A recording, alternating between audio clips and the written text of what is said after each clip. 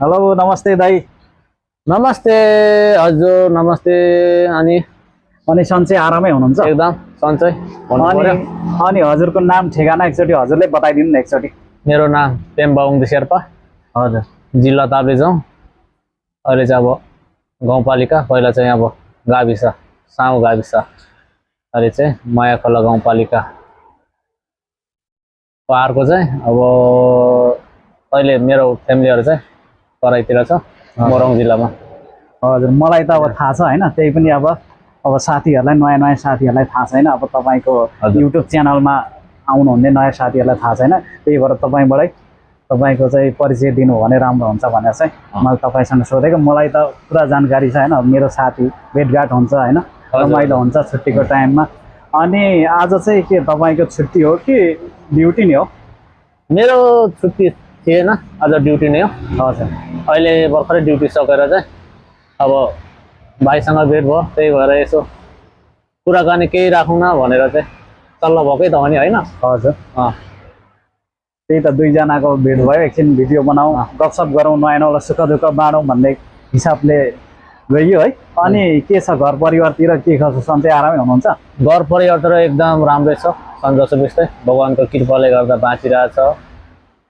अब परिवारमा त अब मेरो व्यक्तिगत परिवार भनौँ न, अब आफन्त यताउता के कस्तो त थाहा छैन। मेरो व्यक्तिगत परिवार, मेरो श्रीमती, मेरो छोराछोरी एकदम सन्चै छ भन्नु पर्यो।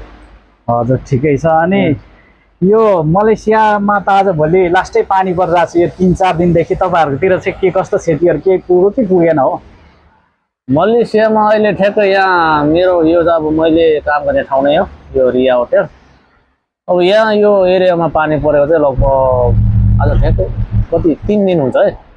हजुर। कन्टिन्यू अब अस्तिको दिनदेखि हिजोसम्म चाहिँ अब लगातार नै पर्यो, नन स्टप।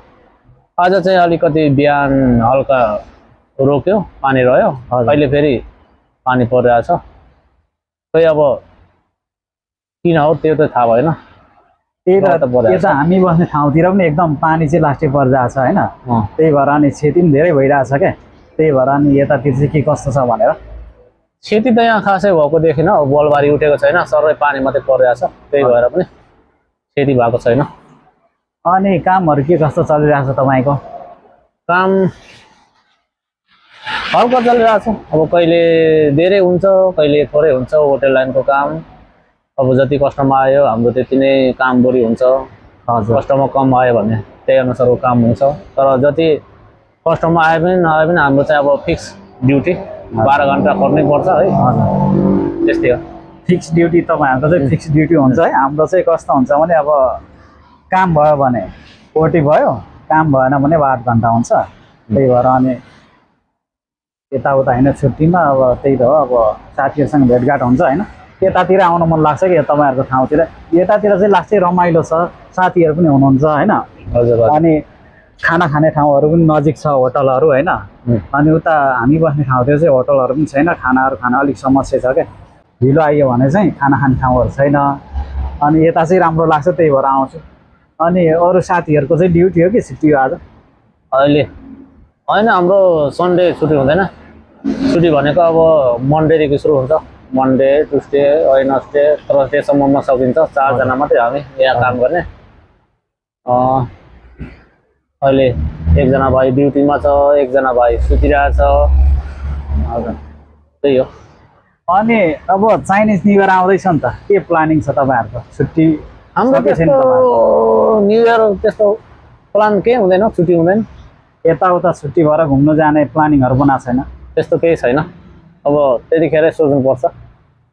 त्यही त, अब धेरै कम्पनीहरू त छुट्टी हुन्छ। हुन त तपाईँहरूको अब कम्पनीको सिस्टम रुल्सहरू के छ होइन, तर धेरै कम्पनीहरू छुट्टी हुन्छ। अनि अब हजुर सबै मान्छेहरू चाहिँ यो मगलाई पनि देखाउनु मन लाग्यो क्या। यो एकदम अमेजिङ मग छ, धेरैचोटि आएर मैले यहाँ कफी पनि पिएको छु होइन। भाइको कफी पनि रहेछ। हजुर, कफी पनि छ है यो भित्र है। मगको डिजाइन चाहिँ एकदम राम्रो छ क्या। अनि खानाहरू खाइसक्नु भयो? खाना अहिले म ड्युटीदेखि त गएको छैन। अब खाना ड्युटी सकेर जस्ट यता आएको, भाइ भेट्यो। अब गएर पहिला फ्रेस हुने, त्यसपछि खानाको तयारी। हजुर। हाम्रो अब खाना छिटै भन्छ, किनभने 2 भाइ मात्रै छ। हजुर। पाउने घन्टा आधा घन्टा पाउने घन्टामा बन्छ सबै कुरा। ठिकै छ। अब आज पेम्बा दाईको यहाँ मेजबानमा पर्यो होइन। अब खाना कस्तो बनाउनुहुन्छ हुनु चाहिँ दाईले एकदम खाना तरकारीहरू चाहिँ एकदम सब्जीहरू होइन माछा मासु जे कुरो पनि सब्जीहरू एकदम मिठो बनाउनुहुन्छ क्या। म यहाँ धेरैचोटि खाना खान्छु होइन। अब म चाहिँ त्यति बनाउन आउँदैन, त्यही भएर दाईले खाना तरकारी चाहिँ एकदम राम्रो बनाउनुहुन्छ होइन। एकदम राम्रो लाग्छ मलाई। यो पहिला खाना चाहिँ के नेपालमा ट्रेनिङै सिक्नु भएको हो क्या हो त्यो खानाहरू बनाउनु चाहिँ? त्यस्तो ट्रेनिङ सिकेको छैन, त्यो आफै आफ बनाउँदै गर्दा आएको होइन। मैले बनाएको खाना त्यति मिठो लागेर होइन, मैले धेरैचोटि खाएँ होइन। तर तपाईँले बनाएको तरकारीहरू एकदम मिठो लाग्छ क्या। अब यसो गरेर त अनि भाउजूलाई त एकदम सुख हुने भयो नि त, घरमा बस्दामा नानीहरूलाई परिवारलाई मिठो मिठो खाना बनाएर खानिदिने होइन। तरकारीहरू एकदम ह्याप्पी हुन्छ नि त परिवार त यस्तो तरिकाले त। घरमा त म प्राय म आफै पनि बनाउँछु। अब घरमा अब परिवार अब जस्तै बुढीले बनाइदिन्छ भनेर चाहिँ पर्खिँदैन, आफै थाल्छु। यो पनि राम्रो कस्तो छ। कतिपयहरू चाहिँ अब केटा मान्छेहरू खाना नपकाउने, भाँडा समेत नधुने त्यस्तो टाइपको हुन्छ। तर ममा चाहिँ त्यस्तो छैन, खानाहरू म आफै बनाउँछु। भाँडा साँडादेखि लिएर सबै कुरा। खाना पकाउनु घरको धन्दा गर्नु छोरी मान्छेले मात्रै होइन, हामी केटा मान्छेले पनि बराबर गर्नुपर्छ। त्यो खाना खाने, खाइसकेपछि थाल भाँडा उता छोडिदिने होइन, सिधै उता दारामा लगेर पकाउने है साथीहरू। म त त्यही सल्लाह सुझाव दिन्छु। त्यही त तपाईँले अब खानाहरू चाहिँ एकदम मिठो मिठो टेस्टी होइन एकदम राम्रो बनाउनुहुन्छ होइन। त्यही भएर नि तपाईँलाई भनेको सोधेको सिक्नु भएको कि होइन भनेर। म चाहिँ खासै बनाउँदिनँ, किनभने मैले बनाएको चाहिँ नमिठो हुन्छ क्या। साथीहरूलाई अब कसैलाई खानिदियो भने चाहिँ अलिक तर्सिने टाइपको हुन्छ। त्यही भएर आफै चाहिँ जस्तो बनाए पनि हुन्छ क्या, जस्तो बनाएर खाए पनि हुन्छ। त्यही भएर आफ्नो लागि चाहिँ बनाउँछ। तर अरूलाई बनाउँदा चाहिँ कस्तो हुन्छ भने होइन, ओहो मैले बनाएको खाना नमिठो लाग्यो होला, कस्तो भयो होला भन्ने हुन्छ। अनि झन् मजाले बनाउँछु भन्यो भने नि त्यो दिन चाहिँ झन् नमिठो हुन्छ क्या। अरू केही होइन क्या, नुन चाहिँ चर्को हाल्नु हुँदैन। नुन चर्को नहालेपछि मिठो हुन्छ एकदम। हरेक कुरामा नुन चाहिँ एकदम हिसाबले हाल्नुपर्छ। खाना नमिठो हुने कारणै नुन हो क्या। नुन चर्को भयो त त्यो बैसीको खोले जस्तो हुन्छ, अनि मिठो लाग्दैन। अब यो कुरा आउँदा होइन, पहिला हाम्रो कम्पनीमा चाहिँ दसैँको बेला छुट्टी दिएको थियो क्या हजुर कम्पनीले। त्यही भएर सबै साथीहरूसँग के कुरा भयो भनेदेखि ल ठिक छ एउटा खसी लिएर काट्ने, कम्पनीको बोसहरूलाई सबैलाई बोलाउने भन्ने भयो। अनि त्यतिखेर अब सबै जान्ने के कुक चाहिँ अब ऊ अर्कै तरिकाले बनाउने, म अर्कै तरिकाले। अनि 1 केजी जति अदुवा हालेको रहेछ है साथीले। त्यो अदुवाले चाहिँ कस्तो बनाउँदो रहेछ भने नि अलिकति कस्तो के त्यो जिब्रो पनि नलाग्ने टाइपको क्या। त्यो जति पनि रस अदुवाले तानेको हो क्या। हजुर, अनि त्यस्तो मरुवा टाइपको हुने रहेछ। अनि त्यतिखेरदेखि मलाई थाहा भएको कि अनि यो धेरै अदुवा लाउँदा चाहिँ राम्रो हुँदैन रहेछ भनेर। त्यो जति पनि अब अदुवा भयो, लसुन भयो, हरेक मसला पट्टि जान्छ नि त। तिनीहरू भनेको चाहिँ अब धेरै मसला हाल्यो भने त त्यही अनुसारको टेस्ट नै हराउँछ क्या। हजुर, अनि पो यो चाइनिजहरूले चाहिँ हामीले खाने मसला खाँदैन नि। त्यही त उनीहरूले अब प्राय सस युज गर्छ नि त उनीहरूको। तेलहरू मसलाहरू बेसी युज गर्नु पनि राम्रो चाहिँ होइन रहेछ। मैले पनि यहाँ आएर थाहा पाएको होइन।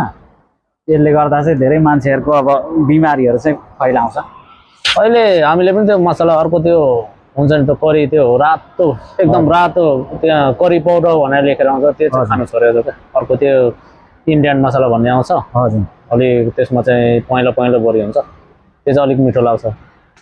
ल हुन्छ त एकदम मिठो छोटो मिठो कुरा भयो होइन, रमाइलो लाग्यो। अब म भर्खर आइपुगेको होइन, अब माथितिर लागौँ होला। अब छोटो मिठो भनेर 1 घन्टा जति भइसक्यो होइन कुराकानी भएको छैन, 10 मिनट जति हो। अब दाईको अब खाना यस्तो बनाउनुहुन्छ दाईले होइन, अब टेस्ट गरी मात्रै जाने हो।